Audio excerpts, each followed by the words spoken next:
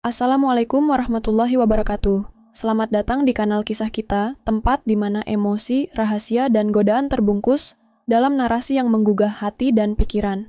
Sebelum kisah ini kita mulai, jangan lupa untuk subscribe, aktifkan lonceng notifikasimu, dan berikan like serta komentar agar kami terus semangat menghadirkan cerita-cerita tak biasa yang menyentuh nurani. Kali ini, kita akan masuk ke dalam kehidupan seorang wanita bernama Bu Ratna. Dan apa yang terjadi di balik tembok rumah yang tampak tenang tapi menyimpan badai besar. Bu Ratna. Nama yang mungkin terdengar biasa.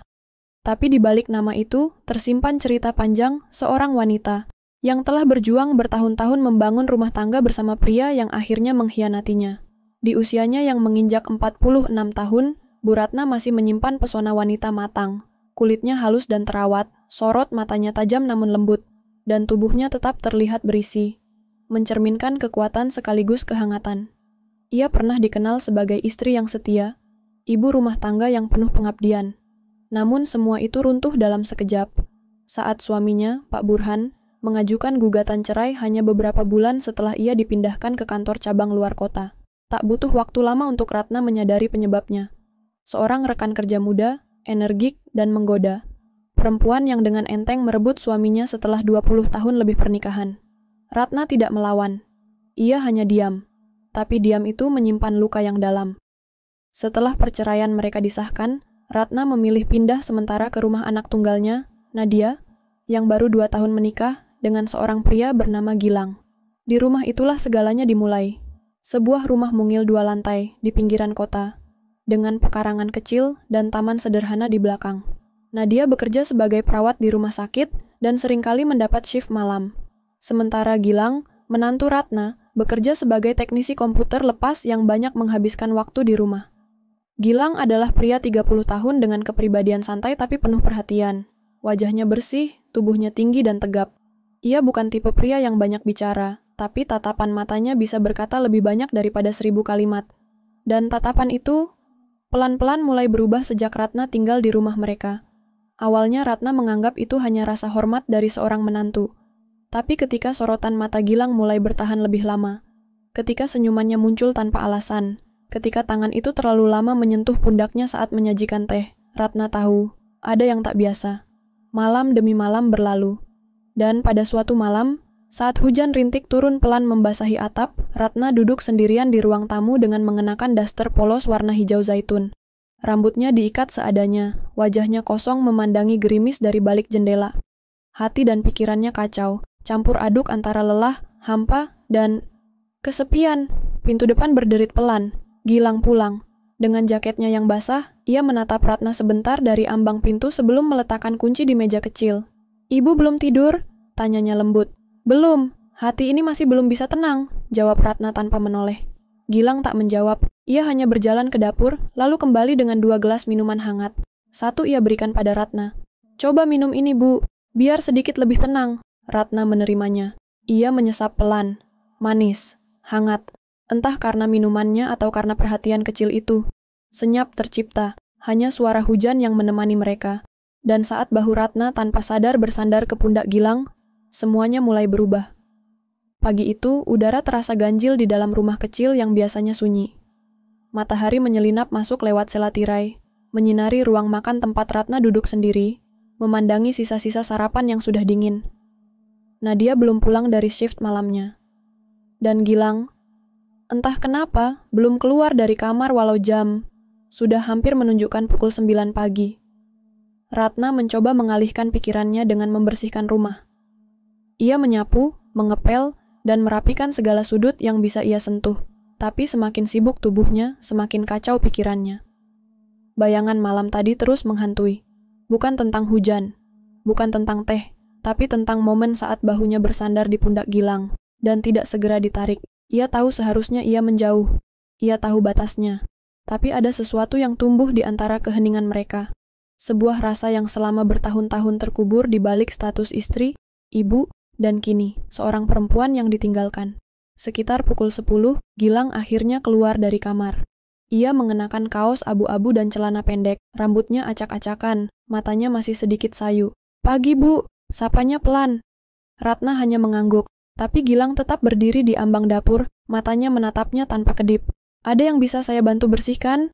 tanyanya, mencoba terdengar ringan. "Tidak," jawab Ratna singkat. "Semua sudah beres."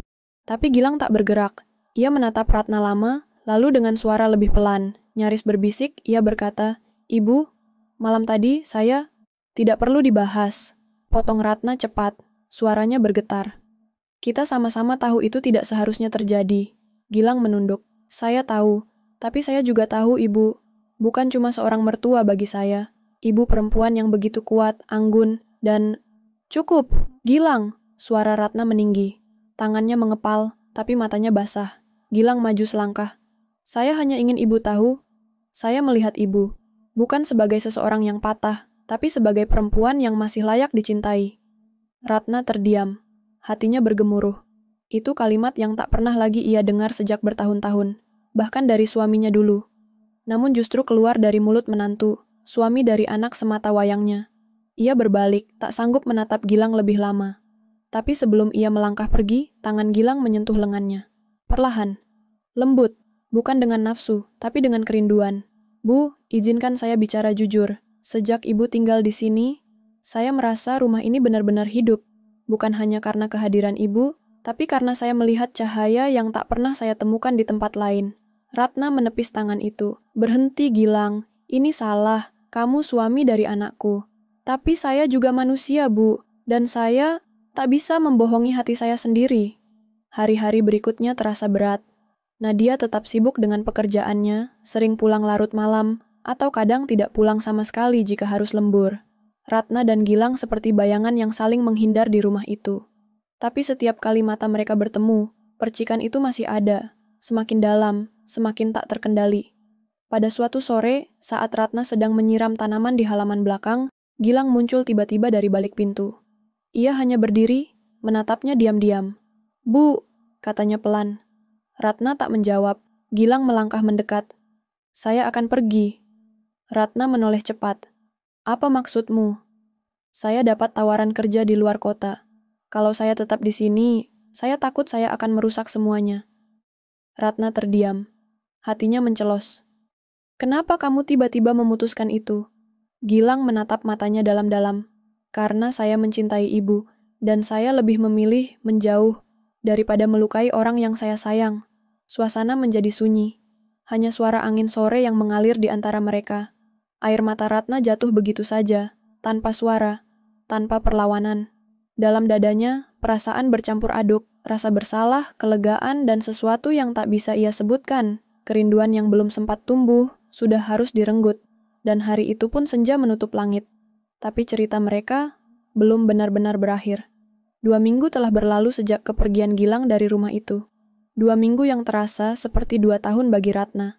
Ia kembali sendiri di rumah, menjalani hari-hari dengan rutinitas yang tak lagi berarti. Meski Nadia masih tinggal di sana, jarak mereka terasa lebih jauh dari sebelumnya. Dan yang lebih mengiris, tak sekalipun Gilang mengirim kabar. Ratna berpura-pura tegar. Ia tak pernah menyebut nama Gilang di depan putrinya.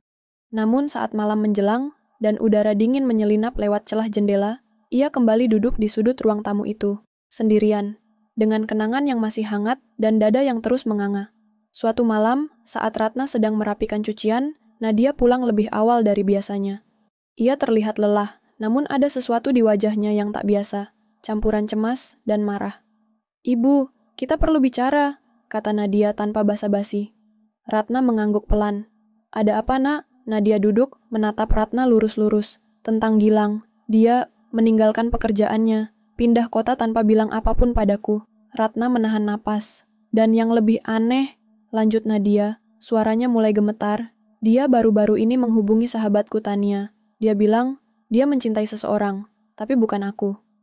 Ratna menunduk, tubuhnya terasa kaku. "Aku tahu, Bu, selama ini pernikahan kami tak sempurna, tapi aku tak pernah membayangkan akan ada orang ketiga." "Gilang bukan tipe seperti itu." Ratna mencoba membela, lalu sadar ia tak bisa melanjutkan. Karena nyatanya, ia tahu siapa orang ketiga itu. Nadia menatap ibunya lekat-lekat. "Ibu tahu siapa perempuan itu?" Ratna terdiam, napasnya tercekat, karena Tania bilang, Gilang menyebut perempuan yang lebih dewasa, lebih memahami, dan tinggal serumah. Ibu mengerti maksudnya? Ratna ingin berkata tidak, ingin menyangkal, ingin menghapus semua yang telah terjadi. Tapi ia terlalu lelah untuk berbohong.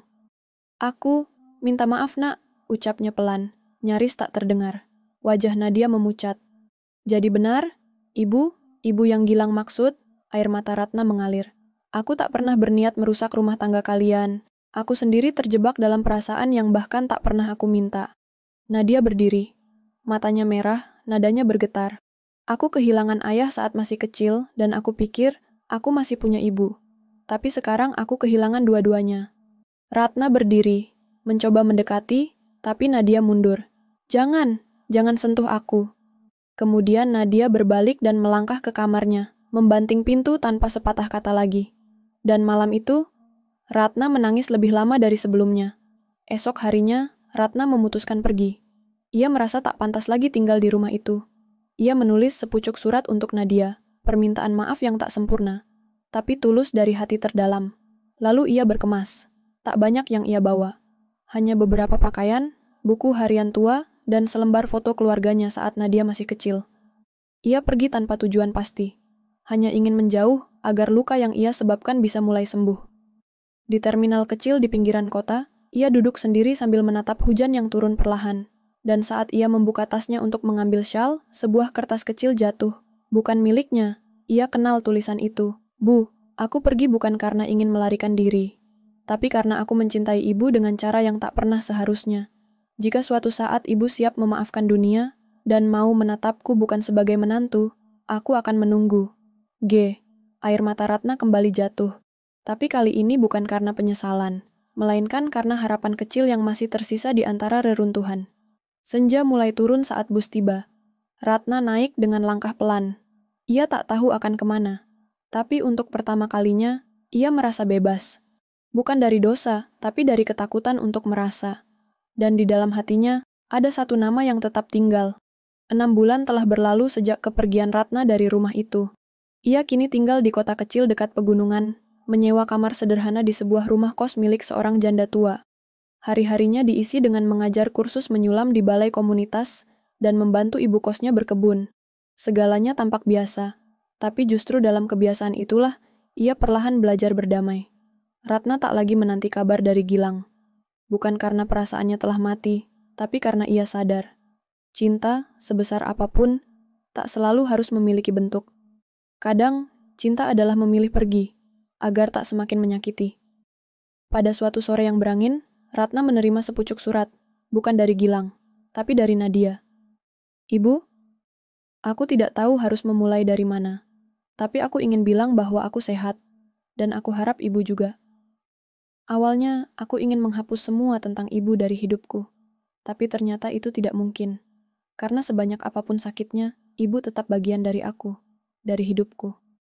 Aku sudah mulai terapi, dan perlahan, aku belajar memahami bahwa manusia bisa tersesat, bahkan mereka yang paling kita cintai. Mungkin kita belum siap untuk bertemu, tapi aku ingin ibu tahu, aku tidak lagi membenci. Pelan-pelan, aku sedang belajar memaafkan. Ratna menutup surat itu dengan tangan gemetar. Tak ada pelukan, tak ada ucapan cinta. Tapi surat itu cukup. Cukup untuk membuatnya percaya bahwa luka bisa pulih. Waktu, mungkin, sedang bekerja diam-diam di balik segala diam. Di sebuah sore lainnya, tak lama setelah hujan reda, Ratna mendengar suara motor berhenti di depan rumah kos. Ia melongok dari jendela. Gilang. Ia masih sama, jaket hitam, mata tajam, tapi kini tampak lebih kurus. Ia berdiri beberapa saat memandangi rumah kos itu seperti sedang menimbang sesuatu. Kemudian ia mengetuk pintu. Ratna membuka. Tak ada kata yang langsung keluar.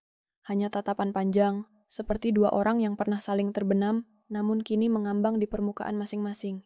Aku sedang dalam perjalanan pulang dari Bandung, kata Gilang pelan. Entah kenapa, aku singgah ke sini. Ratna hanya mengangguk.